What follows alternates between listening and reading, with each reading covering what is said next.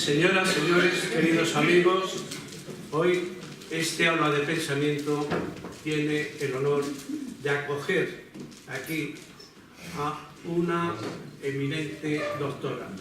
Una doctora que ha demostrado a lo largo de su recorrido intelectual y profesional un amplio desarrollo de actividades que están engrandeciendo justamente a lo que se puede llamar la medicina ayudadora de grandes problemas enormes. En definitiva, ella nos va a hablar sobre el niño delante de las enfermedades y entonces sus necesidades afectivas y educativas. O sea, hay un contenido psicológico y sociológico en la conferencia que va a establecer, lógicamente, porque hay un trasfondo siempre en ese niño que, lógicamente, al tener enfermedades, como ella va a explicar, hay una pérdida de su sistema inmunológico y, lógicamente, un problema de comportamientos que pueden luego derivar en ciertos traumas posteriores. Si me permitís, al principio lo que voy a establecer es, primero, algunos de los logros que ha hecho como profesional. Entonces, iniciaremos. Toni Castillo, la doctora, es doctora por la Universidad de Lleida. Tiene diploma de estudios avanzados de suficiencia investigadora en las áreas de psicología evolutiva y educación. Entre otras cosas, es máster en Sociedad de Información y la Comunicación. Tiene la licenciatura de Humanidades.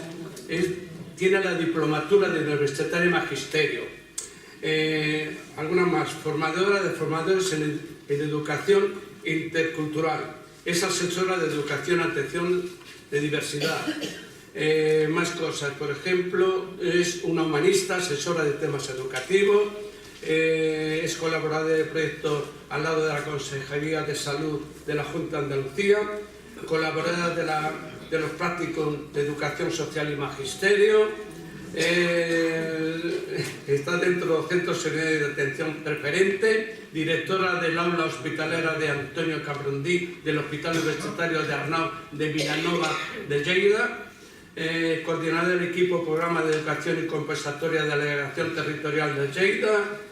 Entre otras cosas también ha hecho algunas publicaciones importantes como es la educación intercultural para la paz, la propuesta de cambio para atender a la diversidad cultural, la educación del siglo XXI y, en definitiva, para no cansaros, una cantidad ingente, extraordinaria de premios, bien merecido, porque pienso que la doctora Toni Castillo siempre buscó con sumo interés todo aquello que contribuyese a enaltecer su sensibilidad y capacidad intelectiva, para conseguir los florecientes logros que hemos leído ahora mismo y que simplemente es un pequeño destello de todos los logros del universo de logros que ha conseguido. Empezamos ahora en el aspecto formal de lo que es la persona. ¿Quién es Toni? Vamos a dejar ahora el aspecto formal de la doctora Toni Castillo Meléndez. No, ¿quién es nuestra amiga Toni? Toni, en principio, podemos decir, y si me permite el gentilicio cariñoso, es una caballa. Es una mujer que nació en Ceuta y que lógicamente, a los 13 años, como muchas de las personas del sur, tuvo que abandonar su lugar de nacimiento y a los 13 años dejó su Ceuta querida, la Septum Montes, que luego por degeneración Septum, Septa, Ceuta, y abandonó a su Virgen de África, que por cierto, esa Virgen de África fue un regalo que hizo el infante Enrique el Navegante cuando conquistó Ceuta, allá por principios del siglo XV. Me parece que el regalo fue en el 1424, si mal no recuerdo, cuando Enrique el Navegante regaló la Virgen de África. Y de la Virgen de África, nuestra amiga Toni se entregó a la adoración de la Virgen Blanca de la Academia. La Virgen Blanca que esto, y tuvo que refugiarse en la Seu Vieja y en la Seu Nova. Allí tuviste que trasvasar un poco tus vírgenes, un poquito, pero con toda la dedicación que otorgaría. Dicho esto, entonces se llega a Lérida, la Ilergia romana, la Ilergia donde la tribu íbera con nuestros caudillos Indíbil y Mardonio se la pusieron muy negras a los romanos, ya que me parece que en el 212 los derrotaron en la batalla de Cástulo, en donde Asdrúbal, junto con Indíbil y Mardonio, pues los derrotó. Fue importante porque la Tarraconense estaba verdaderamente expansionándose, la Tarraconense romana se estaba expansionando demasiado, entonces fue una victoria muy importante para los españoles. Allí los romanos, aunque luego posteriormente ya la degradación de las tribus iberas que estaban en España fueron sometidas.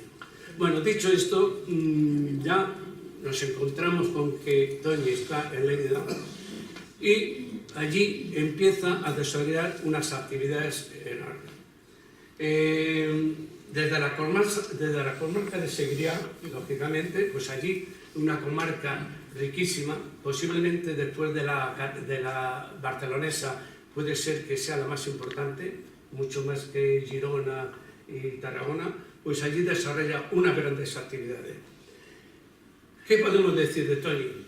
Toñi es una mujer vitalista, idealista, una mujer que todavía cree en el amor, cree en las personas, cree sinceramente, y lo demuestra en su tarea pedagógica constante,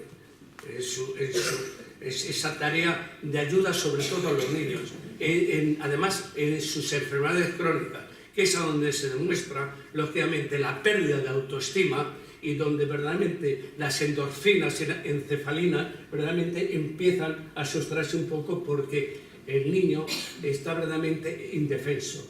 Incluso el niño llega a pensar un momento si él tiene parte de la culpa, si está discriminado, qué le ha pasado, si es un maldito incluso de Dios. ¿Qué pasa? Los demás niños ríen, que eso, juegan, tal. Él tiene que estar muchas veces hospitalizado. Entonces se crea que ahí el aula de pensamiento es a donde recoge el contenido que es psicopedagogo y donde verdaderamente tiene que con el rico líquido frutal de lo que es la psicología y la sociología. Ahí este aula pues hay que meterse en este trasfondo. Que me imagino, por otra parte, a la doctora Toñi, cuando hace, por ejemplo, solemnemente y con esa vitalidad que ella tiene, el juramento hipocrático, ese juramento antiguamente tan dramático. Juro por Apolo, por Esculapio, por Higia, por Panacea, en fin, que luego después Galeno, ya en el siglo II, ya empezó a decir, bueno, vamos a dejar la parte esta mitológica y vamos a lo clínico. Entonces lo contuvo allí en el corpus, justamente, en el corpus que le dio precisamente esa transformación, de dejar ya un poco eso, porque también había habido la imposición de mano, en donde ya está contenido en la Biblia por San Marcos, y también incluso por el hecho de los apóstoles, la imposición de manos que tanto hablaba, que Dios imponía las manos y les juraba, y luego algunos curanderos y algunos así, de estos gurús pues, también se atreven a decir. Bueno, dicho esto, ¿qué podemos decir de otros aspectos? Es una enamorada de Andalucía. Claro que sus raíces jienenses y sus raíces gaditanas, pues así hay una querencia, esas improntas que llamamos, las improntas, parecen que son como fluidos que de pronto vienen esas improntas, ¿no? Y entonces ella, sin querer, arrastrada o secuestrada o seducida por esos efluvios, lógicamente, pues ella, esas raíces andaluzas, pues verdaderamente no la puede sustraer. Además ella, si mal no recuerdo, me parece que todavía Ceuta está bajo la dependencia de la Universidad de Granada. Sí, me parece que sí. Vale. Entonces, claro, hay una especie de transmisión anímica que verdaderamente que ella está. Pero si encima de esto añadimos de que ya en Ceuta, cuando ella ya empezaba a bailar, a berretear, porque se van los pies cuando oye la música, entonces da la casualidad de que su abuelo encima tenía la complicidad de su abuelo. Le enseñaba ya a distinguir los vinos de los toneles, le enseñaba el arte del toreo. En fin, yo pienso que su abuelo hizo una labor didáctica importante porque le enseñó a vivir, enseñó a adentrarse en lo que es la vida con toda su riqueza, la vida con esa vitalidad, la vida en donde verdaderamente te ofrece una serie de dones que no nos podemos verdaderamente esquivarlo. Es una pena que se nos presentan continuamente los dones de la tierra, los dones del alma, los dones del espíritu, los dones de la amistad, y muchas veces los esquivamos, no sabemos apoderarnos de ellos, aprenderlos.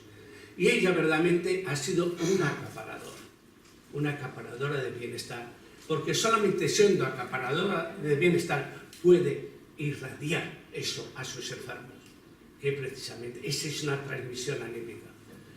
Le gusta también ir de tapas, le gusta estar con sus amigos, le gusta la cocina, y además es una persona que cree en el amor. Es que de verdad que eso es importante, volvemos a lo mismo, creo.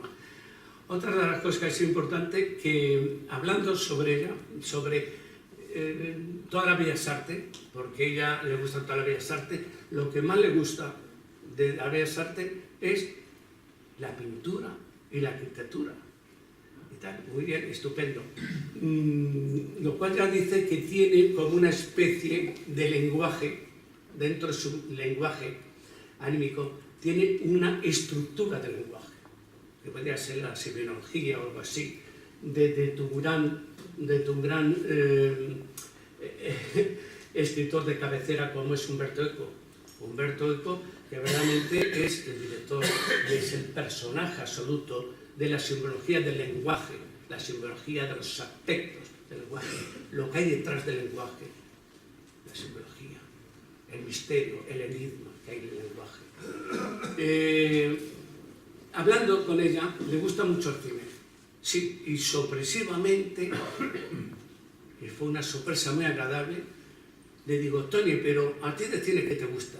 Y me dice: hombre, a mí me gusta el Séptimo Sello, Bergman, me gusta Buñuel, me gusta Berlanga, porque hay una especie como desde el pensamiento de Bergman hasta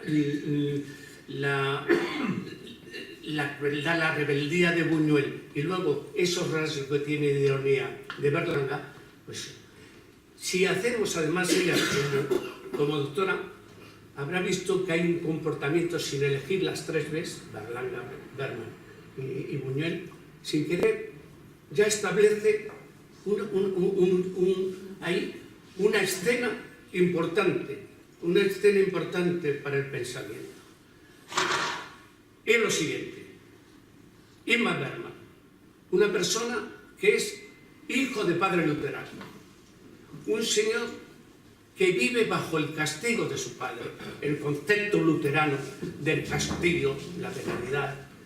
Estaba constantemente castigado por su padre, con lo cual ya al final él, precisamente donde triunfa la primera película que Bergman es reconocido universalmente, es precisamente con un tema: tortura.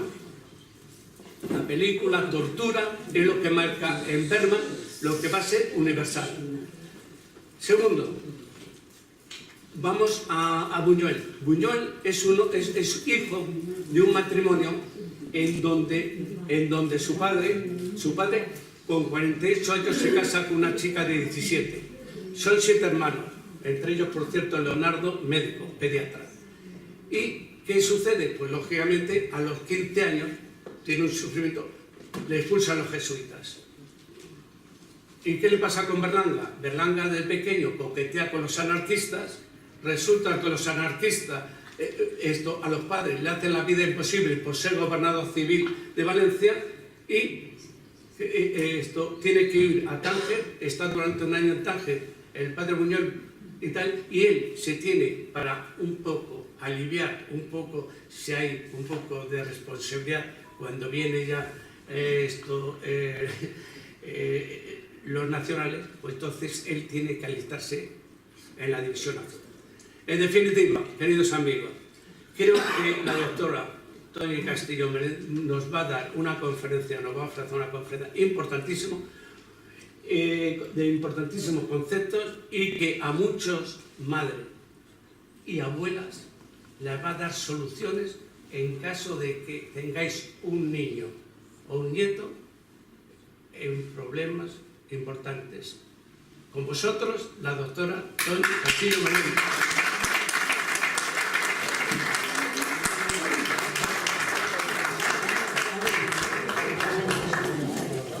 Buenos días y muchísimas gracias por el honor de estar con vosotros esta mañana.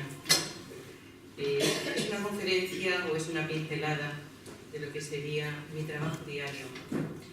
Me vais a perdonar porque veréis que tengo un móvil encima de la mesa. No es para enviar un WhatsApp. Estoy esperando una llamada que se puede o no se puede hacer desde mi hospital. Pero mientras yo estoy aquí y tengo que agradecer, y lo digo porque después van a ver el vídeo, tengo que agradecer a mis alumnas de psicología, de grado, de formación, que son verdaderas compañeras, el permitirme que yo esté aquí, porque están haciendo en este momento lo que yo tendría que estar haciendo allí. Por tanto, también va por vosotras. Mirad, hablar de enfermedad nunca es un tema fácil, ya que cualquier situación de salud puede provocar en las personas un trastorno y a veces complejo, pero hablarlo desde la infancia se hace especialmente difícil y sobre todo doloroso. Estamos en un mundo donde parece ser que tener salud es lo cotidiano y solo al enfermar un familiar de nosotros mismos nos damos cuenta de lo que realmente tenemos en momentos de normalidad. El proceso, como comentaba antes mi compañero, amigo y moderador Alfonso, el proceso de enfermedad aguda o crónica en los niños puede comportar muchos cambios en su vida, pero también en la vida de sus padres, en la vida de sus abuelos, en todo ese conjunto que vuelve al niño cuando está en el hospital. Un niño no llega nunca al hospital solo, siempre llega acompañado de una familia. Y cuando enferma un niño es como si todos se enfermaran un poquito con ello. Porque el hospital es un mundo de emociones. No os podéis llegar a imaginar cómo podemos cambiar en una situación de estar allá con tu hijo. Recuerdo una vez que me vino una señora y me dijo: Toñi, ¿podrías por favor hablar con el médico? Porque dice que no quiere llevar a mi hija. Digo, ¿cómo que no quiere llevar a tu hija? Dice, no, pero la culpa es mía. Digo, ¿qué ha pasado? Pues nada, que resulta de que costó muchísimo ponerle la vía y como el niño lloraba, yo se la he quitado. Esta señora era profesora y además había sido formada por mí, pero en ese momento era madre. Teníamos que cambiar un poquito el chip. A veces en los hospitales, las situaciones de emociones, el dolor, la situación que te encuentras con tus hijos pueden hacer que tus cambios también sean importantes. El niño a veces llega al hospital y enferman y son atendidos por los médicos, por los equipos y se suben a la planta. A veces se les informa a los padres y el niño se entera por segundas voces de qué es lo que le puede estar pasando. A veces creemos que la salud es para siempre, pero ¿qué entendemos por salud? La salud es ese conjunto total de estado mental, psicológico, fisiológico. No solo es salud el no tener una enfermedad. Por eso cuando yo os hable vais a pensar, bueno, pero la escuela y estas cosas son importantes. A veces te hacen preguntas como, pero cuando un niño enferma lo importante es que lo curen. Y tú te preguntas, ¿qué es curar? Porque quizás curar es ponerlo en esa situación en que realice una vida lo más normalizada posible. ¿Qué es curar? ¿Quitarte un apéndice? ¿Esto es curar? Seguramente sí. Es una parte de curar. La curación va mucho más allá. Hay muchos otros factores. Cuando tú pasas, por ejemplo, una enfermedad, a lo mejor te extirpan aquellos que te hacen daño, pero hay otros factores que hay que tener en cuenta. Y sobre todo los factores emocionales. ¿Cómo está la persona? ¿Cómo se queda? ¿Hemos acabado ahí? La enfermedad y el modo que la enfermedad puede, de alguna manera, estar presente en los niños están basadas en diferentes ideas. La primera sería, ¿qué es la enfermedad? ¿Qué tipo de enfermedad? Y aquí hago un paréntesis. No es lo mismo un niño con apendicitis de 7 años que un niño con apendicitis de 7 años. No tiene nada que ver. Absolutamente nada que ver. ¿Por qué? Porque no es el mismo niño. Ni tendrá el mismo nivel de dolor, ni tiene la misma familia, ni llega a las mismas condiciones sociales, culturales, religiosas. No es lo mismo. Estaremos tratando una apendicitis, pero no podemos equivocarnos. Tenemos que tratar al niño, a él, como persona individualizada. La humanización que le llamamos en los hospitales. El segundo punto que considero muy importante es la evolución, ese momento evolutivo en que puede aparecer una enfermedad. No es lo mismo hablar con un niño que tiene 3 años que con un niño que tiene 15 y, por ejemplo, se le debuta de diabetes en ese momento. A veces, y luego voy a hacer mucho hincapié en esto, a los niños no se les habla, no se les explica lo que les está pasando, por la extraña razón de que creemos de que no nos van a entender. Claro que nos entienden. La cuestión es hablar en su lengua, en su nivel, pero nos van a entender perfectamente. Las etapas evolutivas, cuando los niños son más pequeños, se encuentran en unos procesos de indefensión más pequeñitos. Y muchas veces los niños, cuando se van haciendo mayores, se van haciendo muchas preguntas, pero muchas. Otra cosa es que no las digan. Las aulas las puertas de la planta de mi hospital, lo que es pediatría, hay una luna. Luego la vais a ver. El símbolo del aula es la luna. Muchas personas me preguntan, ¿por qué la luna? Y yo siempre digo lo mismo, porque la luna sale de noche. Y es la antecesora de que llegue un nuevo día. Y en el hospital, por el día, vamos haciendo muchas cosas y no paramos. Ahora llega uno, ahora llega otro, ahora llega otro. Pero cuando llega el atardecer y llega la noche, los niños se hacen muchísimas preguntas. Pensar que a veces si hablan delante de ellos sin tenerlos en cuenta, por el móvil, se le dice a la vecina cómo está, pobrecito, no ha dormido. Todas estas cosas ellos se los van interiorizando. Y muchas veces, cuando llegas por la mañana ya están en la puerta de clase porque lo que quieren es ese movimiento y no tantas preguntas. Otro de los factores que van a introducir sería el pronóstico, limitaciones y los retrasos asociados. Muchas veces, delante de un diagnóstico, los padres no se quedan satisfechos. Siempre te piden otras informaciones, que otros médicos lo miren, qué proyecciones tenemos, sobre todo cuando estamos hablando de algunas patologías crónicas. Yo las patologías crónicas que más estoy trabajando en este momento en el hospital es diabetes. Después os enseñaré cómo se le puede explicar a un niño de 3 años que tiene diabetes. Diabetes, cáncer, también os enseñaré algunos de los libros porque hago un paréntesis. Luego hablaré de resiliencia y os explicaré qué es. El pronóstico de las enfermedades, muchas veces las enfermedades llevan consigo detrás, una aureola de miedo, de temor. ¿Qué va a pasar? Los niños padecen lo mismo. Se hacen muchísimas preguntas, como os estoy comentando. Cuando a un padre le dan un pronóstico de una patología que no se espera, o al contrario, le dan un pronóstico de una patología que se espera, siempre el miedo, siempre el qué va a pasar está presente. Otro factor importantísimo son las respuestas que la familia va a dar a la enfermedad.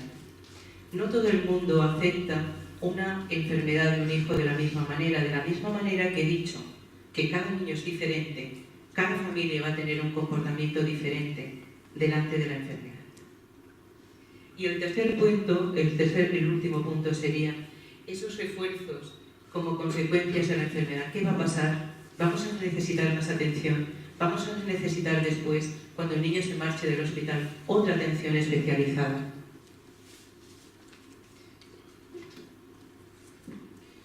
¿Cuál sería, como comentaba antes Alfonso, algunos de los puntos que quedarían muy claros en las dificultades sobre identificación del problema de hospitalización? No es lo mismo que un niño vaya a estar en un hospital 3 días a que el niño vaya a estar en el hospital 3 años. No es lo mismo.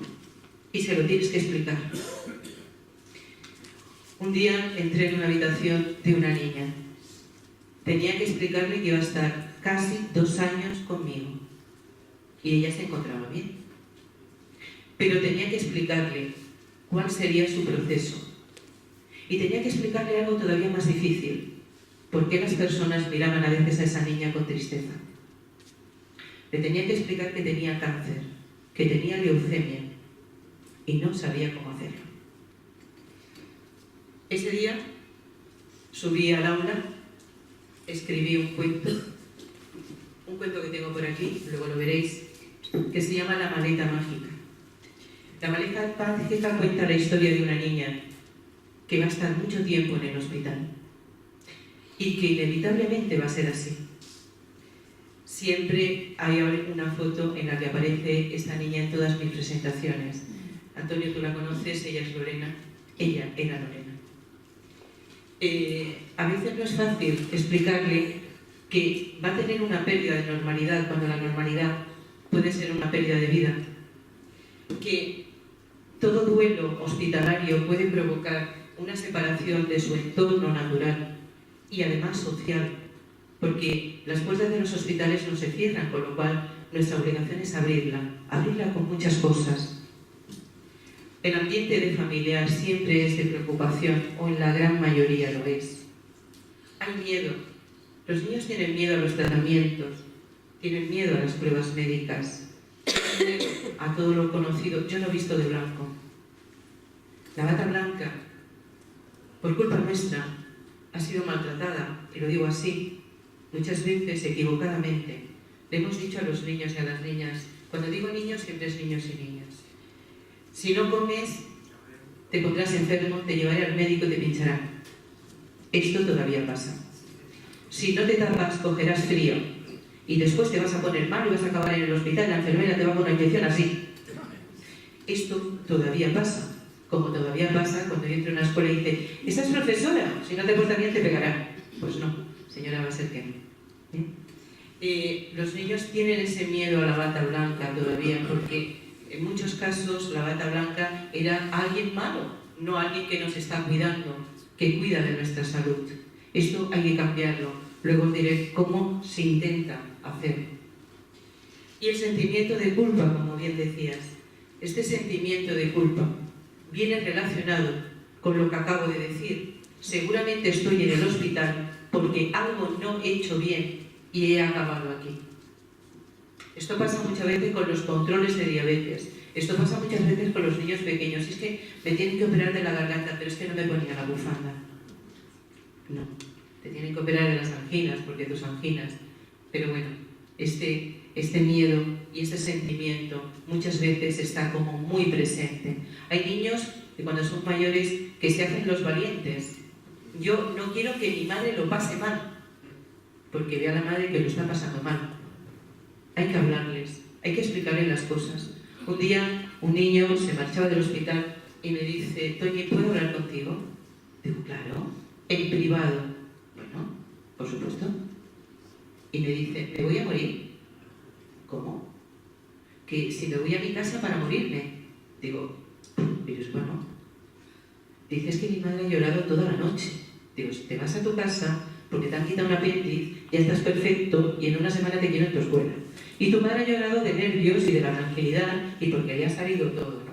Pero él, a veces, los niños leen en las caras de los padres. ¿Cuáles serían las variantes a tener en cuenta? La primera variante que tenemos que tener como muy presente es la edad que tiene el niño. La segunda, el tiempo de hospitalización, el diagnóstico, el tipo de patología y la actitud. Estos 4 ítems que tengo aquí resumirían la primera parte que os estoy comentando. Vamos a hablar de los factores de estrés. El hospital por sí ya genera estrés. Mirad, muchas veces para que una mamá o un papá pueda estar con el niño en el hospital tiene que pedir permiso en el trabajo, a veces los trabajos no están tan fáciles, incluso a veces nos encontramos con papá o con mamá que tienen que dejar el trabajo porque van a estar mucho tiempo ingresado su hijo o su hija y no sabe cómo lo tiene que organizar. Si no, tenemos también la gran suerte de las abuelas. Afortunadamente, muchas abuelas están allí también al lado de sus hijos para que sus hijas puedan seguir trabajando. Desde aquí un aplauso a todas las abuelas que de verdad hacen un trabajo maravilloso, abuelas y abuelos, que hacen un trabajo francamente maravilloso. Pero el estrés está ahí. Tenemos una separación. Todo ambiente hospitalario te va a separar de lo que sería tu normalidad, tu vida. De pronto, un día estás tan bien y al día siguiente aparezco yo, aparece el médico, aparece la enfermera y todos le decimos que es que ahora va a haber unos cambios, que tenemos que hacer unos reajustes. Hay una separación entre lo que tenía antes y lo que tiene ahora. A veces son momentáneas, un poquitos días, pero otras veces no. Hay una inclusión en un ambiente diferente al niño, muy diferente. El día anterior, quizás, cuando digo niño, yo atiendo hasta chicos de 18 años. Pasa que en Ceuta, por eso caballa que soy, siempre voy a utilizar la palabra niño y niña, pero los niños, a veces los niños tienen 14, 15 y 16 años. Esa pérdida, ese duelo de lo que tengo, lo que tenía y lo que tendré, esa a veces despersonalización que nos podemos encontrar, no siempre y cada vez menos, afortunadamente, en los espacios hospitalarios. Yo aún me he encontrado aquello que dicen, la comida del diabético para el 522. Y decirte a una niña, Toñi, ¿por qué me llaman la diabética? Pues porque no saben decirlo de otra manera mejor. Pero aquí no tenemos ni diabéticas, ni asmáticas, ni epilépticas. Tenemos niñas con nombres y apellidos. Algún caso todavía se va dando en este terreno, pero vamos mejorando. Las intervenciones, los tratamientos y esa experiencia que nos va a dar a una situación a veces de protesta, otras veces de desesperación y otras veces negación. Mirad, delante de una patología crónica o delante de un diagnóstico que no queremos, lo primero que vamos a pensar es, esto no me está pasando a mí, esto no es así. Seguramente me van a llamar y me van a decir que esto no es así, que se han equivocado, que las pruebas no son las mías, o quizás cuando me vuelvan a hacer otras pruebas va a salir que no.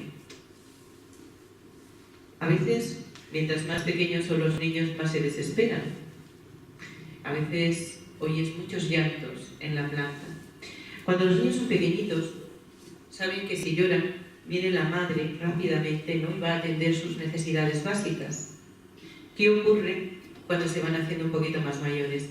Creen que llorando, creen que protestando, la madre lo va a sacar de ahí, lo va a quitar. Quieren irse. Recuerdo una vez que una chica, una niña de unos 7 años que venía bastantes veces al hospital, me dice, oye Toñi, yo ya me voy hoy, toda contenta. Digo, sí, muy bien. Dice, ¿a ti cuándo te van a dejar ir? ¿No? La chiquilla cada vez que venía al hospital me veía, decir, a ver, tú vas en pijama como yo, llevas una bata, pero vas en pijama, ¿a ti cuándo te van a dejar ir? ¿No? Ya cuando vengo y han dicho los médicos que te marches. Y después, ese proceso de negación, ese proceso va muy relacionado también con esas etapas de duelo como pérdida. A veces el duelo es pérdida pequeña, otras veces el duelo es pérdida muchísimo más mayor. Bien, Yo, como Toñi, poco podría hacer si no tuviera siempre un equipo de trabajo. Las personas tenemos que trabajar en equipo y sobre todo en temas de salud.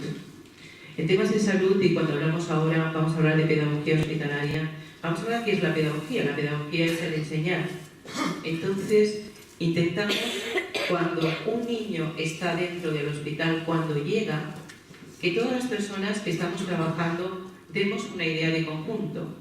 El médico, la enfermera, el asistente social si hace falta, todas las personas tenemos que trabajar de una manera totalmente unificada para darle a esa persona un abanico de posibilidades para que pueda estar desarrollando y esa normalidad que yo estoy diciendo que rompe el hospital de alguna manera pueda mejorar.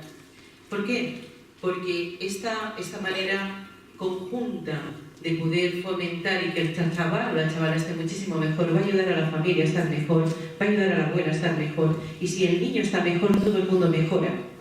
Por lo tanto, vamos a tener en cuenta lo que serían los objetivos pedagógicos, sociales y sociales. Bienvenidos a la planta donde yo trabajo. Esta es la puerta de entrada,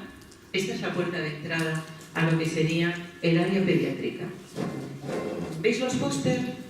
Bien, yo digo que hemos de trabajar en equipo. Estos pósteres están hechos por los otros niños de otros colegios que me lo envían una vez al año para que podamos decorar y poner bien bonita la vida de los niños que van a estar en el hospital. Porque una cosa que no pensamos es la siguiente.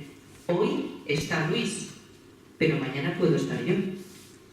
Siempre pensamos que las enfermedades le pasan al vecino, pero puede ser que el vecino mañana seas tú mismo. Y ha pasado. Bien, ¿qué es el primer punto que tenemos que tener claro? El niño es el centro. Niño, niña. Y si ampliamos, la persona, no la patología. No equivoquemos una patología con una persona. Es el niño el que tiene la patología. ¿Qué estoy diciendo con ello? Que no es el diabético, aunque no le importe que se lo diga, sino es el niño que tiene diabetes. No es el oncológico, sino es el niño el que tiene una enfermedad oncológica. Cuando estamos hablando de tratar todo lo que sería, yo voy pasando, como veréis, paso las hojas, las tengo aquí, pero más o menos es para no perderme demasiado. Para no perderme demasiado lo que quiero decir, más que nada por el tiempo, porque sesiones como esta suelen durar entre 5, 6 o 3 días. Entonces quiero dar una pequeñita pincelada y hablar de que todo lo que estamos intentando hacer el equipo y yo como directora del aula hospitalaria es tratar de reducir los efectos más negativos que puede dar la hospitalización. Hay estudios que demuestran que una hospitalización larga o traumática, puede influir muy negativamente en la persona y va a influir en su vida y en su manera de ver el mundo. El derecho a la educación ha traspasado fronteras. Decimos que los niños, cuando están enfermos, es importante que estén bien, ¿no? ¿Y qué es lo que tiene un niño cada día? Sus amigos, su escuela, ese entorno. Pues tenemos que llevarlo allí. Hay gente que me pregunta, ¿pero un niño cuando está enfermo tiene ganas de hacer matemáticas? Ni os lo imagináis. Ni os lo imagináis. Que llegue tarde yo un día, que no llego, que sale en la puerta con las maletas. Toñi, ¿qué pasa? ¿Sabéis lo que significa salir de una cama para ponerte delante de un ordenador? ¿Sabéis lo que significa el hecho de poder hacer lo que normalmente estás haciendo y olvidarte durante un rato que estás enfermo? Luego lo vais a ver en un vídeo. El derecho a la educación traspasa fronteras. Yo durante mucho tiempo creía que esto era así. Y no entendía, ayer cuando venía en el camino, me dice una de mis alumnas que están allí, dice, Toñi, ¿no te lo imaginas este niño llorando, desesperado, porque no se quería ir al hospital. Y me vais a decir, ¿eso es verdad? Es verdad, no todos, evidentemente, pero a algunos le pasa, porque hacen amigos, porque se lo pasan bien. Ayer, por ejemplo, tenían música clásica y un taller que después lo voy a enseñar. Estuvieron decorando todo un árbol de Navidad. Y como era el Día de los Derechos Humanos, estaban haciendo, me dejaron en la puerta, que me mandaron una foto, lo vais a ver ahora. Me mandaron en mi puerta llena de arriba abajo de dibujos con derechos humanos. Ayer estuvieron trabajando, porque dijeron, como no está Toñi, le tenemos que enseñar todo lo que hemos hecho hoy. Lo que sería todo el tema de la educación en los hospitales no es nuevo. Todo esto empezó con los hermanos San Juan de Dios y fueron a partir de los años 70 cuando realmente este tema empieza a tomar mucho auge. Y además pasó algo en España que marcó un antes y un después. No sé si os acordáis del problema del aceite de colza, pero dejó a muchos niños mucho tiempo hospitalizados. Entonces se tendría que hacer algo. La Orden de San Juan de Dios, en el año 1800, ya creía que los niños cuando están en el hospital tienen que tener esa normalidad que le podemos dar y que era necesario dársela. Pero no fue hasta 1888 cuando se decide hacer una carta en favor de los derechos de los niños en los hospitales. Esa carta, que es la Carta Europea, recoge una serie de principios que si a alguien le interesa, yo se la puedo dejar. Como si a alguien después le interesa, le puedo pasar el link o le puedo pasar un correo donde este libro, que ha salido publicado recientemente, lo publiqué ahora el día 29 de septiembre. No lo digo para que lo compréis porque lo vais a tener gratuitamente en la red, yo os lo puedo pasar.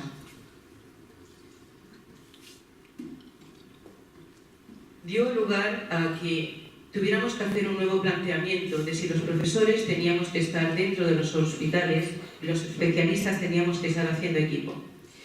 Yo, durante unos años, veía que eso era bueno, pero con eso no bastaba. Tenías que demostrarlo. Durante 10 años mi tesis doctoral se basó en demostrar que la calidad de vida de los niños que están hospitalizados aumenta si trabajamos de esta manera. Pero no me iba a bastar con mirar las caras de los niños.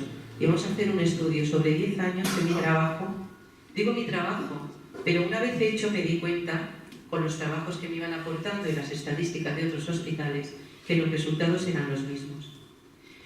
A nivel de médicos y a nivel de enfermeras y a nivel de padres. ¿Por qué? Porque la pedagogía y la salud tenían que trabajar de una manera conjunta. Porque el niño tenía que seguir siendo el centro. Y porque el niño teníamos que reducir todos aquellos afectos negativos. ¿Qué teníamos que trabajar para ello? En primer lugar, identificar qué síntomas tenía. Teníamos que intentar eliminar o compensar esos síntomas, o paliar, o de alguna manera consolar en esos casos, descubriendo y potenciando las capacidades que tenían los niños y procurando que el ambiente en el hospital fuera lo más agradable posible. Digo agradable. Los jueves, por ejemplo, tengo instaurada la magia. Entonces tengo mi mago. Entonces hay magia. Y explico matemáticas y sociales con clases de magia, lo vais a ver. O por ejemplo, la semana que viene, el jueves, tengo que grabar los programas de televisión. Sí, televisión. Y monto emisoras de radio, sí, con cascos. Montamos todo aquello que puede ser algo agradable y puedan participar. Creo, Inma, que tú has visto algunas de las imágenes a través del Facebook que voy colgando, porque en algún momento he visto que ponías me gusta. Sí. Todas las personas necesitamos afectividad, que nos quieran. Antes decía mi compañero Alfonso que creo en el amor. Es que si no creyera no podría hacer ni lo que hago ni sentir como siento. Claro que creo en el amor. Y sobre todo, en ese amor en mayúscula. Claro que creo también en amor de pareja, por supuesto que sí. Pero en momentos difíciles es cuando más necesitamos sentir que somos importantes, que nos quieran, que somos alguien. Los niños, evidentemente, también. Todos los seres humanos tenemos necesidades, tenemos que comer, tenemos unas necesidades fisiológicas, pero cuando esta ya está cubierta, y esto no lo he inventado yo, Maslow ya lo decía hace muchísimo tiempo, necesitamos sentir que nos quieren. Y ahora no estoy hablando de niños, como os podéis imaginar, estamos hablando de todos. Nos vamos a basar también en algo que en la afectividad consideramos muy importante. Una de las personas que se van a incorporar esta tarde es mi compañera, es la doctora Carmen Tello, Carmen, y es una gran especialista en este tema que diré a continuación, que son el apego. Mirad, cuando somos muy pequeñitos tenemos lo que se llaman las figuras del vínculo. Ayer daba una conferencia sobre inteligencia emocional y había una mamá en primera fila con un bebito así pequeñito cogido. Digo, esto es el apego. El niño estaba seguro. Las personas de seguridad son las que necesitamos, sobre todo en momentos difíciles, que estén a nuestro lado. Los niños necesitan sentir que sus padres están cerca, que están con ellos. A veces, yo soy muy tocona. Entonces, yo el abrazar, el coger, bueno, pues me parece que, bueno, es que soy así. Entonces, cuando llegas a una habitación y le preguntas, ¿qué? ¿Cómo estás hoy? Que no sé qué. Eso en el caso que no conteste la madre, que a veces pasa. Le dices, ¿qué? ¿Cómo estás hoy? Dice la madre, bien. Y tú miras al niño y dices, ¿tú cómo estás, cariño? Entonces te contesta el niño. En muchas ocasiones, como yo soy así un poquito tocona, cuando llego a la habitación se quitan, ya ponen el brazo porque saben que se lo voy a tocar. Es decir, es necesario ese contacto con las personas, es necesario el contacto. Es tan importante que entres a una habitación y le digas, ¿cómo estás hoy, Luis? Aunque hayas visto el nombre hace un minuto fuera. ¿Por qué? Porque, como comentamos antes, esta pérdida, estas inseguridades, estos temores, cuando tienes al lado a la persona que confías, puede ser tu médico, puede ser la enfermera, pero sobre todo las personas a las que quieres. Esto al niño le da muchísima tranquilidad. ¿Por qué? Porque le ayuda a superar todos esos miedos emocionales que antes os estaba diciendo. Una cosa muy importante, a los niños, y después lo volveré a decir, la información que le damos ha de ser siempre sincera, sencilla y adaptada. Mientras más nos imaginemos y más mentiras le digamos, y digo mentiras con comillas, y respeto, peor. Si tú le dices a un niño que la inyección no le va a doler y le duele, le estás mintiendo y desconfiará en ti.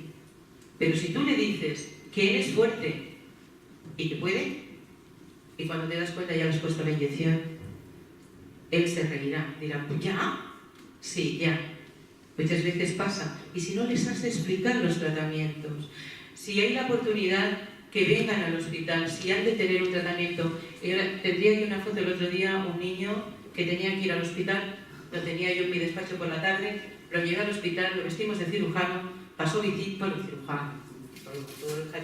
pasó visita y después me dice, Toña, ¿y en mi hospital que bebé también va a haber todo esto? Bueno, de alguna manera digo, no, en este sí, en el otro no, pero para que tú veas cómo funcionan los hospitales. Por lo tanto, hemos de responder siempre con claridad y respeto delante de cualquier situación. Pero hay otra cosa muy importante, que se llama empatía. Las fotos que estoy poniendo son de esta semana pasada, Son de esta semana pasada. Son Payasos sin Fronteras. Hay mucha magia, hay payasos, pero también matemáticas, También se ha de trabajar. En este, veis aquí hay niños, siempre van a salir más o menos de espaldas, y hay algunos, siempre está autorizado. La empatía no es, como siempre decimos, caminar con los zapatos del otro. Es muy difícil, señores. Cuando una persona tiene una enfermedad, decir, yo te entiendo. No, yo te escucho. Explícame cómo te sientes y a ver si te puedo comprender. Pero muchas veces, cuando alguien tiene una enfermedad, dice, oye, estoy constipado. La otra dice, yo también. Yo estoy más. Pasa. Dice, pues ¿para qué te lo voy a preguntar, no? ¿Cómo has pasado la noche? Me duele aquí. Pues yo paso una noche, mira, tengo toda la espalda que no me puedo mover. Ya duele menos la espalda a la persona que le duele. Escuchar. La empatía ha de estar forjada en todas aquellas cosas que hacen que la otra persona que lo está pasando mal se sienta acompañada. No, yo sé lo que sientes. Esto me ha pasado a mí. No, a ti no te ha pasado. Ahora me está pasando a mí. Y cuando tú lo pasaste, como dije antes, cada persona es única e irrepetible y sabe por lo que ha pasado. Pero tenemos que basarlo en el conocimiento. Esta no es del otro día, esta es, yo acabo el verano, siempre acabo las clases mirando las estrellas. Vamos, yo no, los niños. Montamos un telescopio en el hospital, porque pienso que la astronomía también es bonita, y los niños ven la luna, porque si durante el curso la luna está en las ventanas, y yo escribo cuentos de la luna esa noche es nuestra estrella, y entonces los niños salen a la terraza y acaban el curso, normalmente el día 30 de junio, viendo la luna desde la ventana. Hace unos años pedí una luna para un niño enfermo, creyendo que iba a tener, yo pensé, si consigo 100 lunas, conseguí 17.000 lunas llegadas de toda España. Construimos una luna gigante, luego la vais a ver, una luna gigante que está hoy por hoy en casa de los niños que tienen cáncer en Barcelona. Mirad, el conocimiento es necesario. Hemos de enseñarle a los niños lo que le pasa. No les podemos decir que la apendicitis es algo que está por aquí, que no funciona y me la han quitado. ¿Cómo? ¿Eso qué es? Para ello se ha creado toda una serie de unidades didácticas para que sepan qué es lo que tienen. Todas las unidades, evidentemente, revisadas por el equipo. Porque cuando tú sabes lo que te está pasando y sabes qué te van a hacer, más o menos, te quedas más tranquilo. ¿O no? Pero por lo menos sabes qué es lo que te va a ocurrir. Le han quitado una apendicitis. ¿Qué era una apendicitis? Esto y esto. Y cuando llegues a la escuela, a tus compañeros, le llevas esta unidad y se lo explicas a ellos. A veces, delante de los niños, tanto padres como profesionales, se puede asumir un rol de protección. La protección pobre, no, pobre, hay que le pasará, pobrecito, ¿no? Que no, ¿qué tal? Los niños nos dan ejemplos. Los niños nos dan ejemplos. A mí me enseñan cada día. Yo cada día aprendo de ellos, de su fuerza, de esa capacidad de recuperación que llamamos resiliencia, pero esa capacidad que tienen los niños a veces de enfrentarse a las situaciones. Recuerdo una vez en el hall había un niño de 3 años. Digo, ¿qué te pasa? Estic enfadat. Traducción, estoy enfadado. ¿Pero por qué? Porque ¿cómo? Y las enfermeras, esas, las de blanco, me cogen aquí, ¡pam! Y me hacen moscas. Un control de glucemia. Y yo le digo, mira, te voy a explicar por qué te vas hoy para casa. Le explico que esas enfermeras, con sus cuidados, los médicos, habían hecho que estuviera mucho mejor. ¿Y las moscas para qué servían? Digo, y ahora antes de irte, vamos a ir a darle un besito a las enfermeras. Perfecto, da la mano, vamos por el pasillo, iba dando besos, veo una que llegaba de otra planta y dice, a esta no, que no me ha hecho moscas, Es decir, los niños muchas veces nos dan ejemplo. Nos dan ejemplo, aunque los protejamos. A veces le dices a un padre, vamos a salir, que vamos a hacer? Ay, no, que en la sala hay muchos virus. Madre mía, los virus están por 2 sitios. En el hospital donde más controlado lo intentamos tener, porque ya hay habitaciones que no vamos a poder entrar. Cuando os comentaba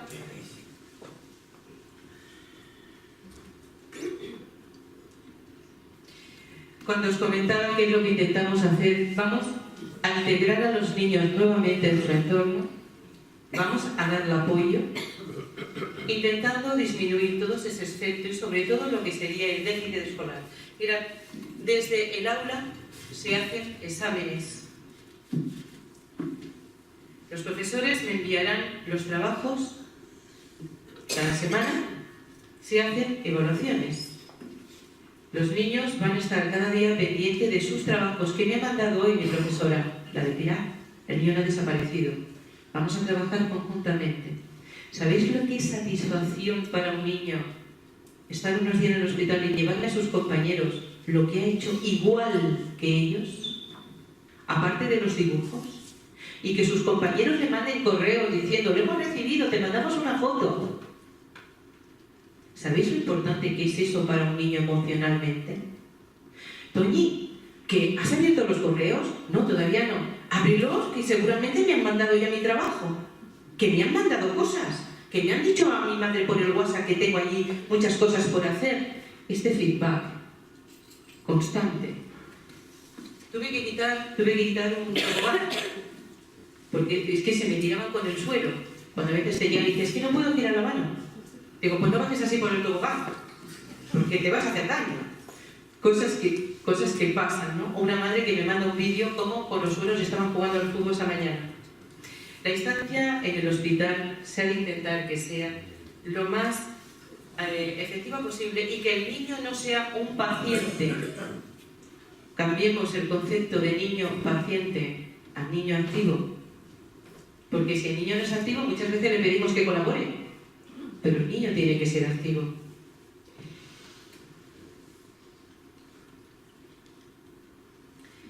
¿Qué es lo que hacemos mayoritariamente los profesores? Pues ya está, compensamos, prevemos, normalizamos y coordinamos.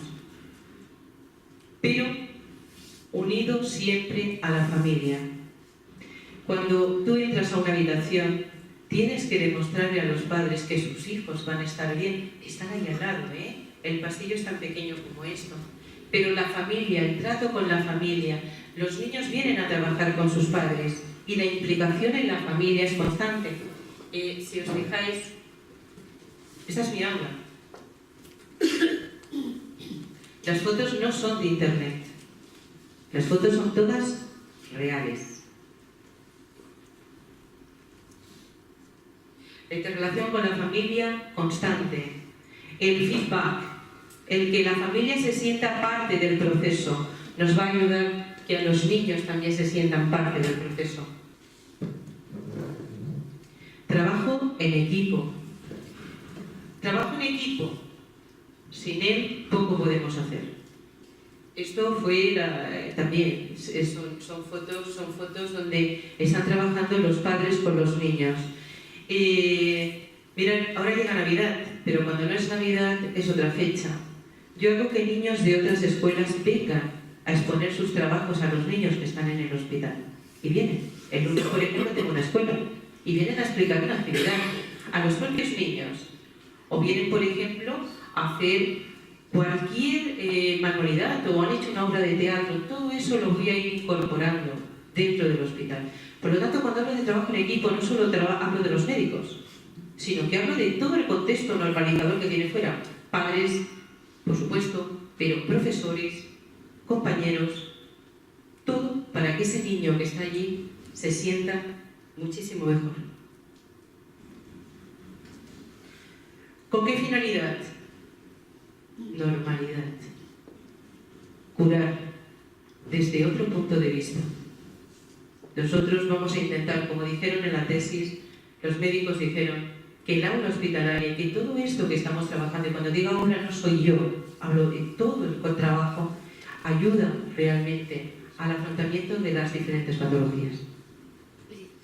Bien, aquí vamos a tener, y os lo voy a enseñar, estos libros, Pepe, después serán para el patrón. Bien, por ejemplo, el primer cuento.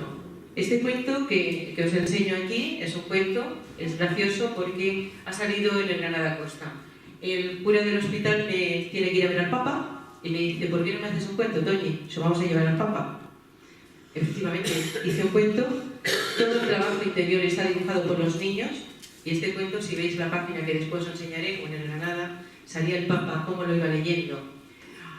Uno de los niños se fue de alta y volvió. Y lo primero que me dijo, y puedo utilizar su nombre, que es Iker, con 4 años, es ¿dónde está mi cuento? Digo, aquí, envuelto, ya lo tenía preparado. También tenemos que trabajar el duelo.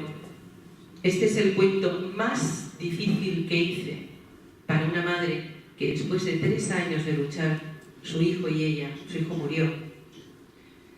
Tardé 6 meses en escribirlo, pero hoy está ayudando a otras madres. Este también hacía referencia a la maleta mágica, que es para los niños con cáncer. Este cuento creo que está intentando ayudar, explicar a una niña que tiene un proceso de leucemia cuál será su normalidad. Este también te vive el duelo. Y este, concretamente, aquí está la colección de cuentos de la luna, que será para la Fundación. Algunos se están publicando en el Granada, si alguien después los quiere ver. Pero este, por ejemplo, es lo último que he hecho.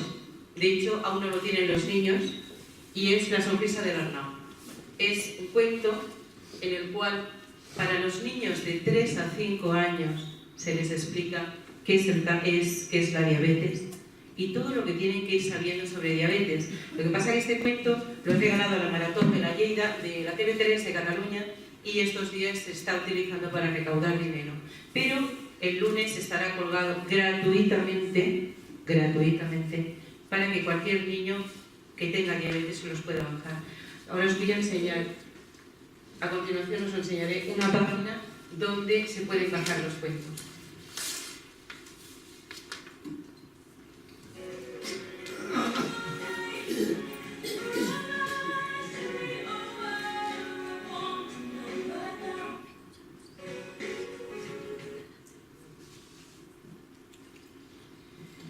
Este ruido que estáis oyendo en este momento es un corazón. Es un corazón que golpea con fuerza. Es el corazón de cualquier niño. Esas son las lunas que van saliendo en las puertas. Se abre la puerta de un aula. Como ellas hay muchas. Es mi aula. Yo hablo de lo que conozco, pero en Andalucía hay aulas maravillosas, en Cataluña, en todos los sitios donde he estado trabajando. Lo importante son ellos. Que puedan estar en clase, que puedan estar en el hospital, que se puedan curar. El 99% de los niños de la tesis, el 99% de los padres dijeron que les había ido bien. Nos llegan póster, dibujos, que van a ilustrar esa estancia en los niños. Vamos a hacer cuentos, porque la creatividad es muy importante, estemos como estemos.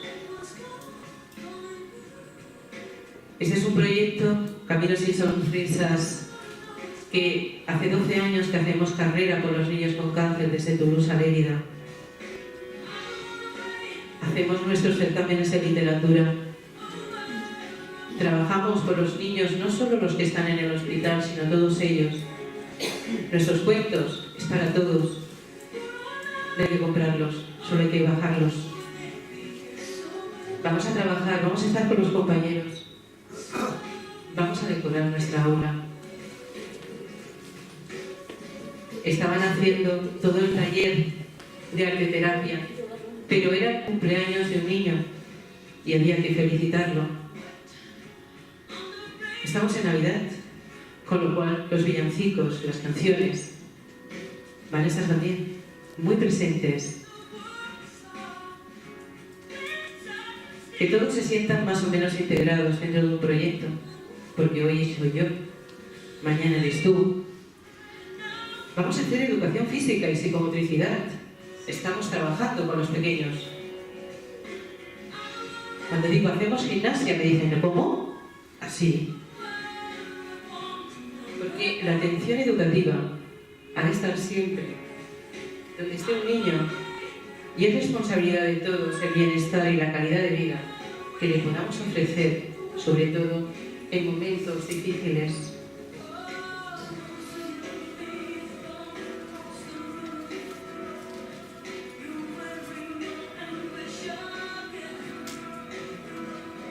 Aquí desde el aula os mandaban La de lila soy yo. Un saludo.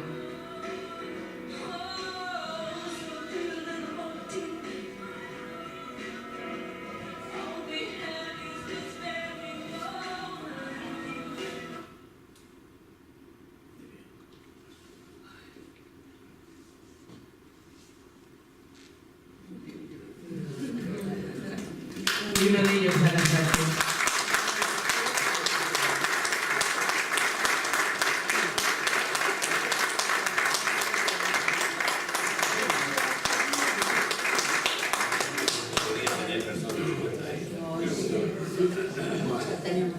Muchas gracias, doctora. Ahora viene la parte que para mí creo que es la más importante y la más difícil para el conferenciante, que es poner a prueba su capacidad imaginativa y su rapidez, el swing, para responder a preguntas que algunas veces son inesperadas y que hay que contestar con rapidez y con imaginación. Como Tony nos ha demostrado que la imaginación va sobrada, no se admite ninguna pregunta que no se haya escrito. Es una norma que hemos dicho de principio. Es que porque muchas veces, y hago la aclaración, muchas veces la pregunta, hay algunas personas que hacen preguntas lógicas y algunas personas que por no tener una capacidad del tema, del conocido tema, pues a lo mejor derivan hacia otras rutas que no tienen que ver con aula de pensamiento. En definitiva, de momento has dicho para este aula de pensamiento dos cosas importantes, que es lo siguiente: que los niños producen psicológicamente un efecto boomerang a nuestros afectos. Es decir, de los niños aprendemos esa ingenuidad de lo que es la vida, los afectos, la inocencia de la vida, con toda su riqueza que tiene la inocencia de la vida. Entonces esto verdaderamente es importante porque hay una concepción. Y luego, de lo que este aula de pensamiento ha tomado nota, es que en definitiva, como una especie de sentencia en un frontispicio imaginario, podríamos decir que no es lo más importante llegar el primero. Lo más importante es no sucumbir, tener toda la fuerza para no sucumbir. Dicho esto, voy a hacerte la primera pregunta. ¿Qué importancia tiene para los doctores conocer el grado de la resiliencia de cada niño para afrontar la enfermedad? Di primero lo que es la resiliencia para aquellos que no sepan la valoración y tal. Vale, estaríamos hablando...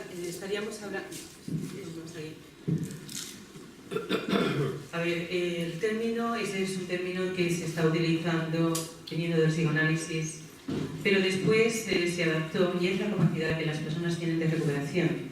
Se adaptó de la física. Era, si cogíamos, por ejemplo, ¿sabéis lo que tenéis los bolis? Con esos resortes, cuando los tiras, el muelle, gracias. Ese muelle que vuelve nuevamente a su sitio. Esa capacidad de recuperación, es esa capacidad que tenemos las personas muchas veces, unas más que otras, de poder superar todas las adversidades de la vida, no solo la de salud, sino la de en general. ¿Qué sería importante o que sería muy importante que pudiéramos conocerla lógicamente? Tanto importante como a veces difícil, porque sí que incluso hay pruebas. En mi aula se pasa diferentes tests emocionales y tal para ver cómo está el niño.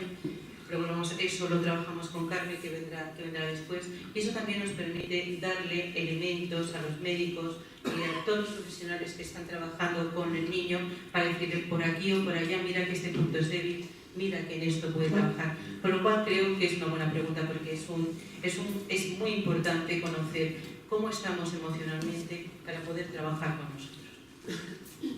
Muchas gracias. Otro aspecto, llamamos a los aspectos sociológicos y sus diferentes variables. ¿Tú cómo ves, por ejemplo, que la cultura, religión, discriminación, falta de integración de los inmigrantes pueden condicionar en cierta manera o en una manera determinante la recuperación de los niños ante su enfermedad? A ver, vamos a diferenciar siempre que hablamos por integración, que hablamos por inmigrantes, porque no es lo mismo un señor, una señora, una familia que ha tenido un accidente de coche, que venían de esquiar y que esté de un sitio. A veces tenemos muchos casos de niños que, como en Lérida tenemos las pistas de esquí, pues pasan por allá y tal, ¿no? Imaginaros una familia que ve, pues una familia totalmente normalizada, que viene por trabajar y viene de Alemania, o viene de Inglaterra, o viene del país del este, o viene del Magreb. Con lo cual siempre vamos a diferenciar un poquito la familia. Pero claro que hay condicionantes, como puede ser la religión, como puede ser la cultura, que va a facilitar más o menos. En el aula, hace 2 años, estuvimos trabajando todo un proyecto de integración con las madres magrebíes, porque claro, teníamos problemas de comunicación, porque algunas de ellas, por favor, comillas, pues no se estaban relacionando y cuando venía el médico apenas le preguntaba. Entonces montamos lo que era la hora del té, que era, pues los miércoles hacía té moruno, de buenísimo, con hierbabuena y tal, venían las madres y allí, pues de alguna manera facilitábamos esa comunicación. ¿Quién estábamos? El pediatra, Carmen y yo. Es decir, que sí puede dificultar, sobre todo en temas que tienen que ver con la alimentación, como por ejemplo alguna dieta, que tenemos algún pequeño problema. Lo que sí es que estamos todos trabajando a ver de qué manera, porque en Lérida, en Cataluña, tenemos bastante migración.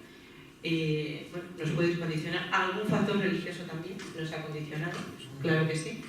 Alguna religión que dice no, mi hijo esta prueba no. Pero bueno, ahí también, si la vida del niño corre peligro, pues se toman otro tipo de medidas. Pero sí hay factores que condicionan, lógicamente. Otra de las cosas que preocupa a este aula de pensamiento es qué secuelas suelen producirse de conducta y emocionales al niño en una hospitalización en el tiempo muy dilatada. Antes estuve hablando de lo que son los equipos. Dentro de los equipos, cuando ya tenemos una situación que podemos pensar que va a tener una estancia larga o que su patología es crónica y esto le puede derivar en una serie de actitudes, ya trabajamos desde el mismo momento en el hospital. El trabajo ya es desde ese momento. Por lo tanto, la prevención en el hospital es importantísimo.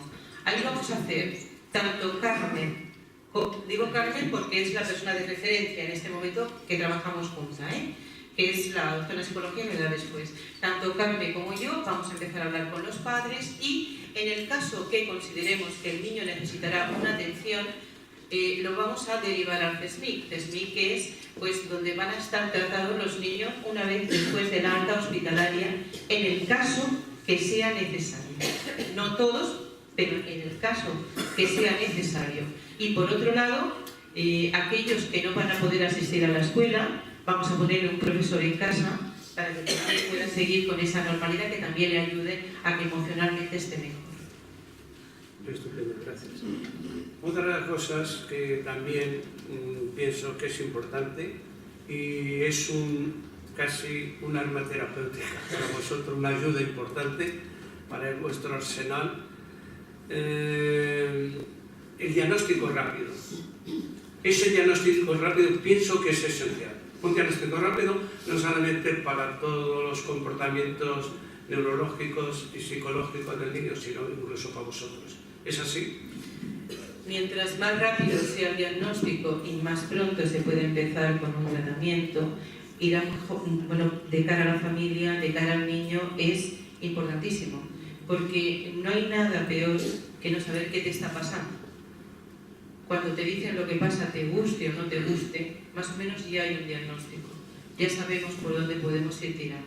Y desde ese instante, cuando el niño entra en el hospital, ahí están todos nuestros esfuerzos para que esto sea lo más rápido posible. Por supuesto que sí.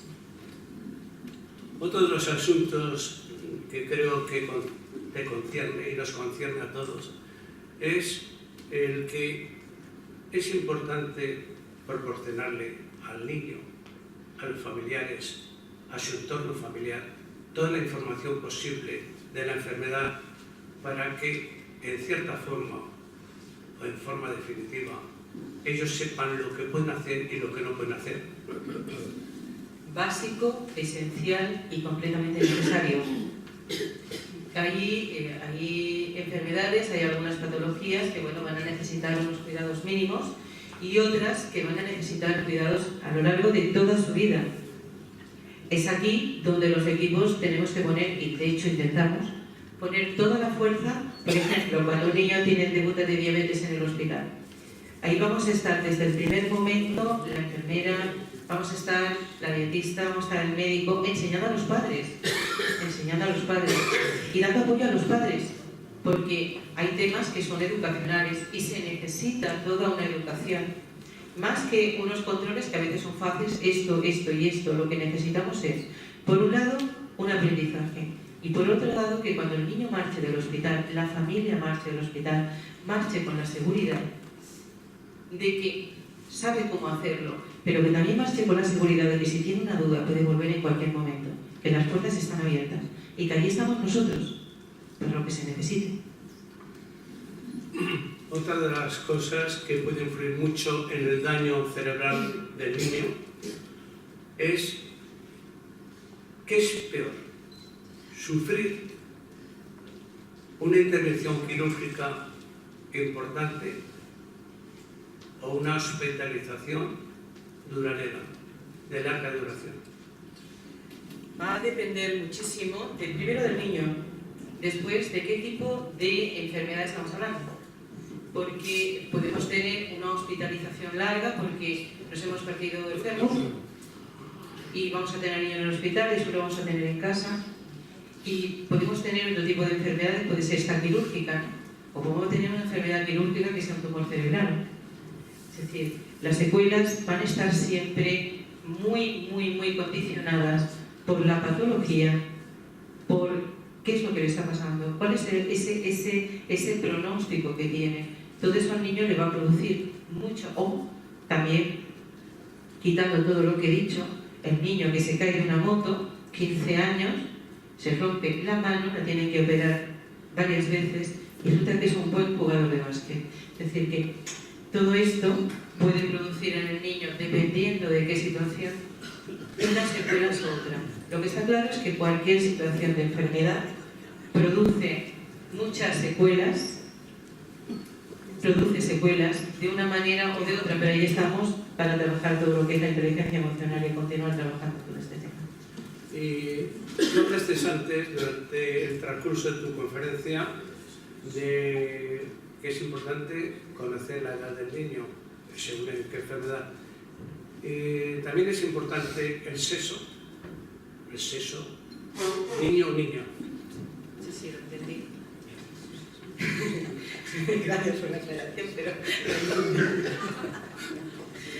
yo no le puse a mi hijo César, le puse Mario, porque le digo a mi tía, le voy a poner César, y me dice, ¿César? Digo, no, Mario. Bueno, depende en qué situación, sí, porque esto va a también estar condicionado con la cultura. Hay culturas, por ejemplo, que no es lo mismo que enferma un niño que enferma una niña. Tristemente, es así. Tristemente, es así. Bueno, pues ahora, una vez esto, como tú no eres dudoso, puedes establecer la pregunta o formular la pregunta que quieras. E incluso, cuando estamos entre amigos, cualquiera que se lo ocurra, no hace falta que la escriba. Eso sí, preguntas directas, por favor, que no se anden con ramas. Bueno, muchas gracias. Tienes... En primer... Ven aquí. Perdón. Pues de aquí así, estupendo, se te ve. Gracias. Bueno, en primer lugar, yo quiero decir que me ha encantado la introducción del presentador, que me ha gustado muchísimo tu introducción a la conferenciante. En segundo lugar, quiero decir que me ha encantado la conferencia, he aprendido muchas cosas. Yo estoy preparando una tesis doctoral en la Universidad de Valencia y la verdad yo le pediría a la doctora Antonia Castillo que me deje constituirme en su alumno, porque creo que me puede enseñar muchas cosas. Yo me dedico a la fisioterapia, pero digamos hay una serie de intersecciones entre nuestras actividades y como la conferencia está grabada, tengo la intención de visualizarla y escucharla muchas veces, todas las necesarias, para empaparme bien de todos los aspectos que se ha hablado, que repito, me han encantado. Entonces yo, pues mira, mi admiración para la doctora, para el presentador y la verdad es que estoy asombradísimo porque yo no me esperaba una conferencia de esta calidad. Muchas gracias. Gracias a ti. Pues, muchas gracias por lo que nos toca. Porque así, el aula de pensamiento de Granada Costa es lo que tiene que ser. Tiene que tener calidad, altura y tal. Muchos son los llamados y pocos los elegidos. Entonces, sinceramente, es una, como diríamos, de las joyas de la abuela de Granada Costa. Además, te agradezco tus palabras, tanto para lo que se refiere a la doctora, que es verdaderamente un fenómeno, y para lo que se refiere a mí.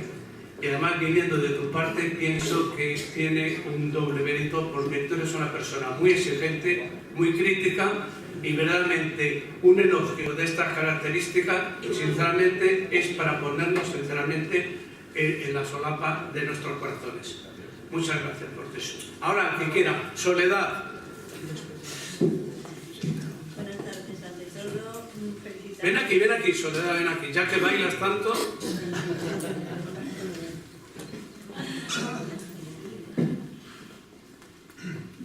Buenas tardes, ante todo, felicitar a la doctora porque la verdad todas estas cosas a los padres, a los abuelos, nos viene muy bien para cuidar a nuestros niños. Y bueno, una de las preguntas que yo le iba a hacer es... Acércate el micrófono. Levántalo. ¿Ya? Que una de las preguntas que yo le quería hacer es ¿a qué edad el niño tiene conciencia para saber que tiene una enfermedad grave y poder superarse en sí mismo?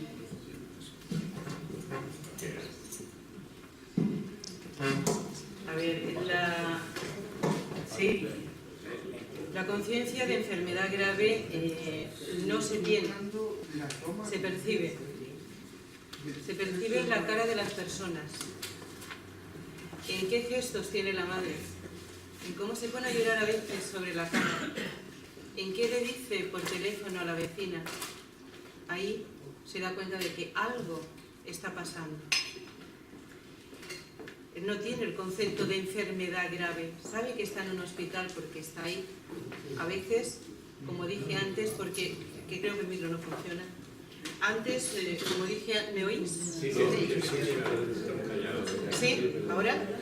Se te oye muy bien. A ver, como dije antes, me levanto si alguien tiene una pregunta. A ver, es igual. Como dije antes, cualquier enfermedad va a provocar... pues tengo la televisión. ¿Sí?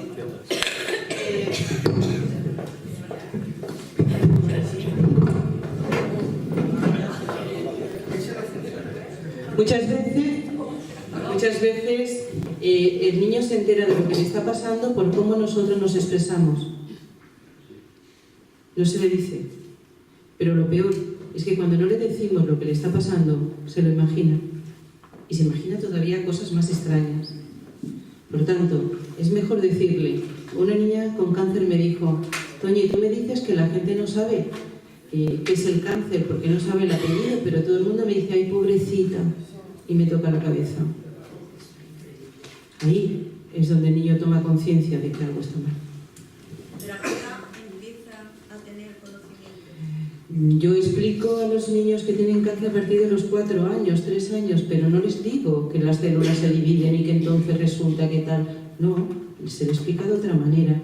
A los niños pequeñitos se les explican las cosas de otra manera. Claro, si el niño no sabe hablar, si el niño es muy pequeño no va a entender. Pero cuando tú a un niño le dices, siéntate aquí, te le empiezas a explicar las cosas a partir de los 3 años y van a la escuela, tú le puedes explicar en la medida que ellos entiendan. En la medida, por favor. Y esto se tiene que entender bien, adaptado. Bueno, ya para que no...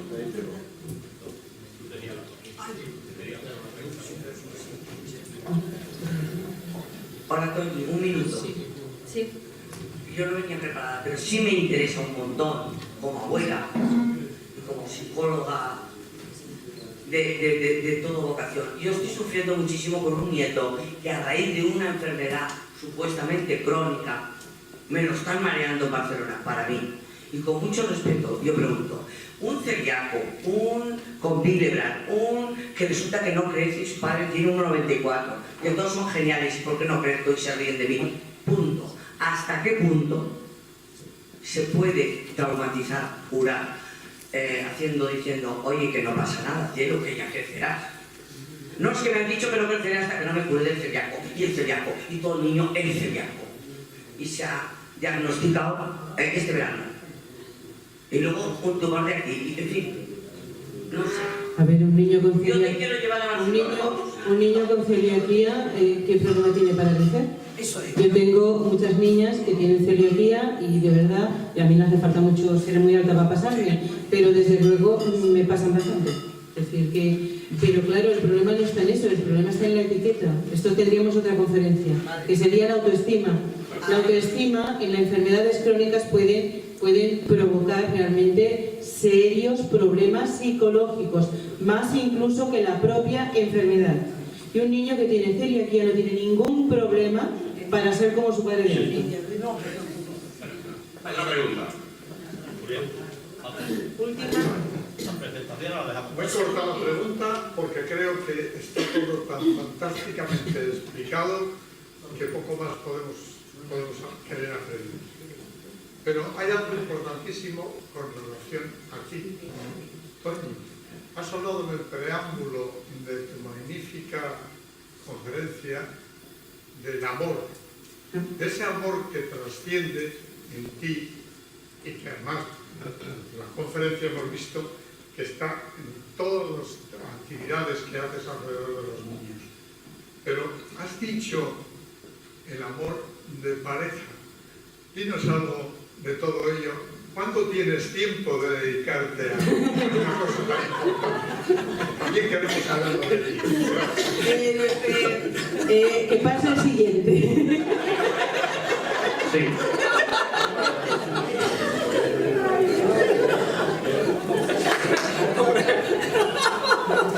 Gracias, Julián. Me ha encantado y como habréis podido comprobar también me pongo colorada. Un momento, como simple ciudadano de aquí, quisiera agradecer a la doctora Toñi este esfuerzo para abrir una brecha en el campo de la medicina. Como es bien sabido, en el campo de la medicina se ha avanzado en estos 75 años, tal vez como no se había avanzado en el resto de la historia de la humanidad. Y sin embargo no podemos decir que ese progreso científico haya tenido un paralelo en el campo de la humanización. Entonces, su esfuerzo, y concretamente tomando como referencia paradigmática el mundo de los niños, creo que puede ser un acicate, creo que es una esperanza de que es posible la humanización también en el campo global de la medicina.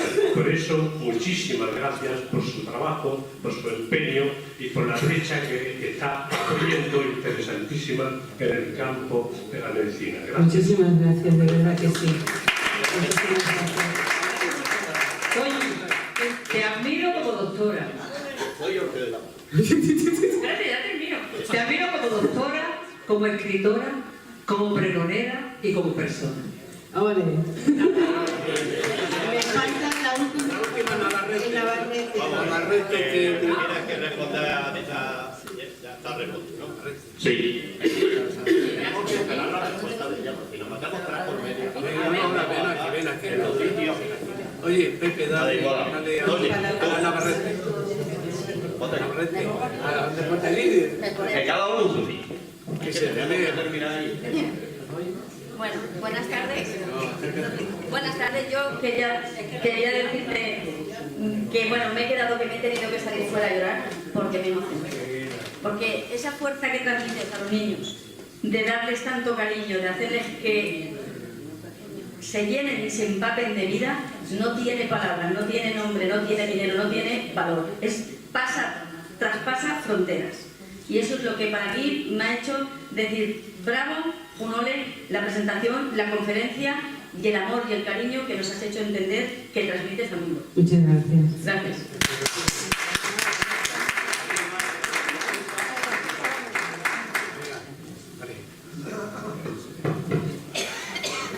Hola, buenos días. Una pregunta graciosa porque en realidad sé la respuesta.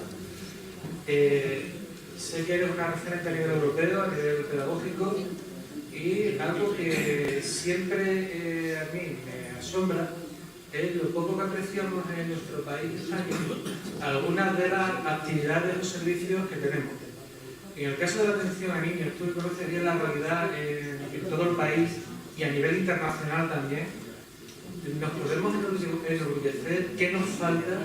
Hemos avanzado mucho, estamos en pañales. ¿Cuál es la situación? Mi próxima tesis doctoral va a ir sobre eso. A ver, yo sí voy a decir una cosa, y lo digo aquí. Muchas de las cosas que se están haciendo, el referente hoy en día es Andalucía. Y es así. No porque yo también colabore en Andalucía, pero en Andalucía no hay un solo hospital, por pequeño que sea, que no haya una aula hospitalaria. Y esto me ha pasado yendo con la agencia, contigo, llegar a un hospital y decir, hay una aula hospitalaria, y hay un sitio donde no la haya. Todavía hay muchos sitios donde no hay aulas hospitalarias en España. Pero sí que somos referentes en algunos temas y en otros nos queda mucho por aprender. Humanización, por ejemplo, es uno de ellos. Y hay por aquí una brecha, y gracias, compañero, por haberlo sacado, porque la humanización es lo que realmente va a cambiar las actitudes de las personas que estamos trabajando por el bienestar de todos, ¿no? En definitiva, estamos ante una masacre de los valores, estamos ante una sociedad enferma. Estamos ante una sociedad que estamos intentando curar muchísimas personas. Bueno, pues en definitiva, creo que el aula de pensamiento seguirá su deambular, espero que por buenas sendas, con toda vuestra compañía, porque sin querer, pues se siente esta atención al conferenciante, se respira interés, y lógicamente esto hace muy fácil, tanto para el presentador como para el conferenciante, entrar en una atmósfera propicia para desarrollar cualquier tema vital para nosotros o interesante. Así que muchas gracias a todos vosotros, porque vosotros en definitiva habéis sido casi testigos de una gran conferencia. Muchas gracias.